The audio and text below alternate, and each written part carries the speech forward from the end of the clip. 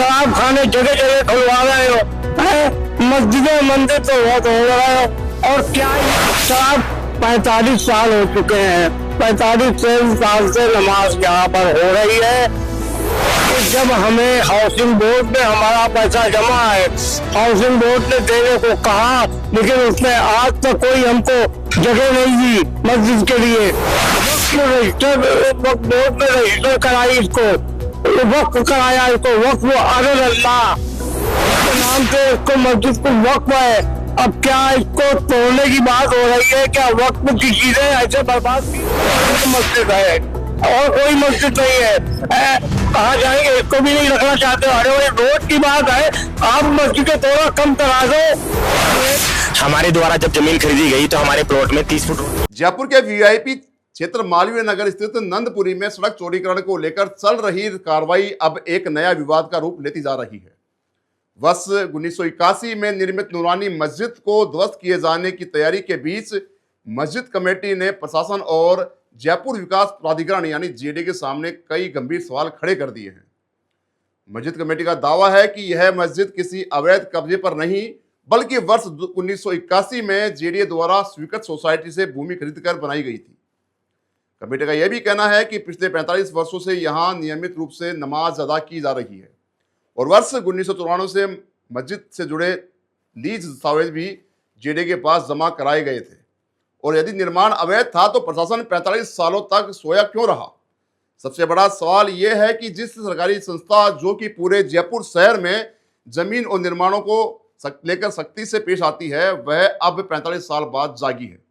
वो भी तब जब कमेटी के पास पूरे दस्तावेज हैं। कमेटी का आरोप है कि यदि मस्जिद वास्तव में अतिक्रमण में थी तो इतने वर्षों तक प्रशासन और जेडी ने कोई कार्रवाई क्यों नहीं की और अब अचानक इसे अतिक्रमण घोषित कर ध्वस्तीकरण की कार्रवाई क्यों की जा रही है? मस्जिद कमेटी का कहना है कि पूरे इलाके में यह एकमात्र बड़ी मस्जिद है जहां आसपास के माल कंपनियां और संस्थानों में कार्यरत मुस्लिम समुदाय के लोग नमाज अदा करने आते हैं। ऐसे में पूरी मस्जिद हटाने से हजारों नमाजियों के सामने धार्मिक गतिविधियों को लेकर गंभीर समस्याएं खड़ी हो रही हैं।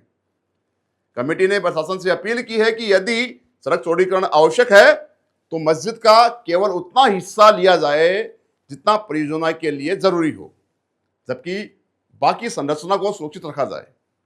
इसके साथ ही कमेटी ने मांग की है कि यदि मस्जिद को हटाना अपरिहार्य है तो जेडीए इसी क्षेत्र में वैकल्पिक भूमि उपलब्ध कराए ताकि स्थानीय मुस्लिम समुदाय अपनी धार्मिक गतिविधियां लगातार जारी रख सके। फिलहाल सभी की नजरें प्रशासन और जेडी की अगले कदम पर टिकी हुई हैं। अब देखना यहाँ पे यह होगा कि विकास परियोजना और धार्मिक भावनाओं के बीच संतुलन कैसे बनाया जा सकता है। देखिए, मैं इस मस्जिद का सदर हूँ और इस मस्जिद को बने हुए 45 साल हो चुके हैं। 45 साल से नमाज यहाँ पर हो रही है और यहाँ मालवीय नगर में कोई मस्जिद नहीं है।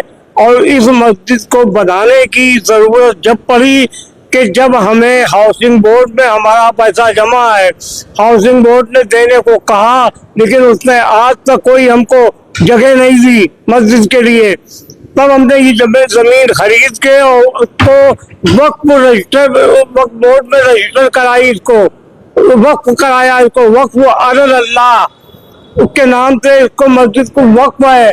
अब क्या इसको तोड़ने की बात हो रही है? क्या वक्फ की चीजें ऐसे बर्बाद की जाएंगी, तोड़ी जाएंगी? हम नमाज कहाँ पढ़ेंगे?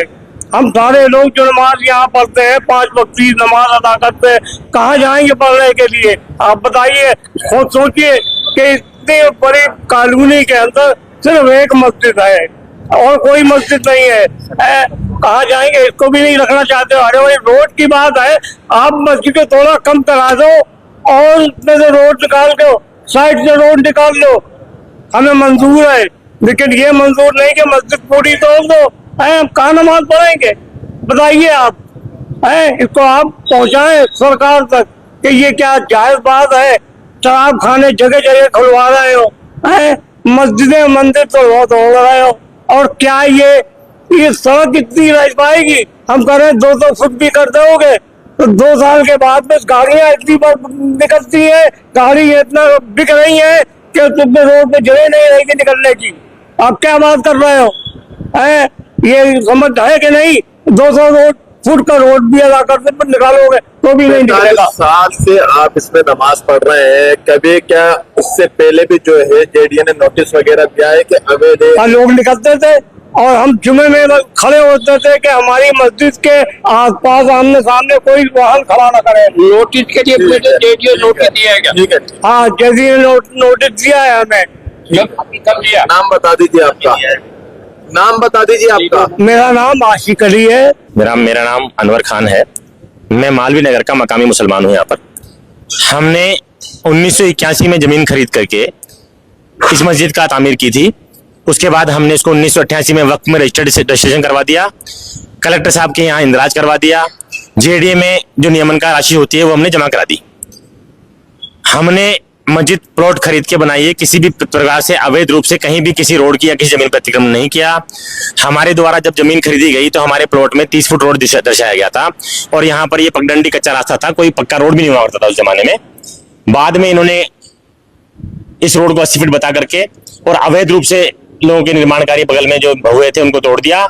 हमें किसी प्रकार का कोई नोटिस नहीं दिया गया, जबकि सुप्रीम कोर्ट की गाइडलाइन ये कहती है कि सभी पक्षों को सुना जाएगा, कोई भी अवैध अतिक्रमण वगैरह हटाया जाएगा तो, और 15 दिन का नोटिस दिया जाएगा और जवाब का अवसर दिया जाएगा।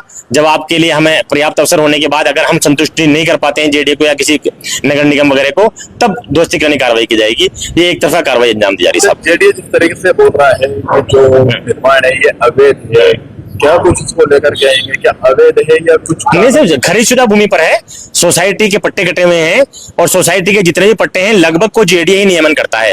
आप रिकॉर्ड उठा के देखेंगे, नियम के आधार पर सबको जेडीए नियमन करता है और वो सोसाइटी के पट्टों पर ही भूमि होती है ज्यादा। और अवैध है तो एक दिन में थोड़ी निर्माण हुआ है। एक दिन में निर्माण नहीं हुआ। हमने मंदिर एक मंजिल का निर्माण किया है और 1981 निर्माण कार्य किया। आज तक कभी हमें जेडीए ने आके नोटिस नहीं दिया कि आप गलत भूमि पर कोई निर्माण कार्य कर रहे हो। हमने 4 मंजिल बनाई है और कई सालों में रोक के बनाई है। इसी तरह की अन्य तमाम खबरों के लिए लगातार आप बने रहिए एमटीवी राजस्थान न्यूज के साथ। मैं संदीप अग्रवाल, नमस्कार। आप देख रहे हैं एमटीवी राजस्थान न्यूज, देश की अपनी आवाज।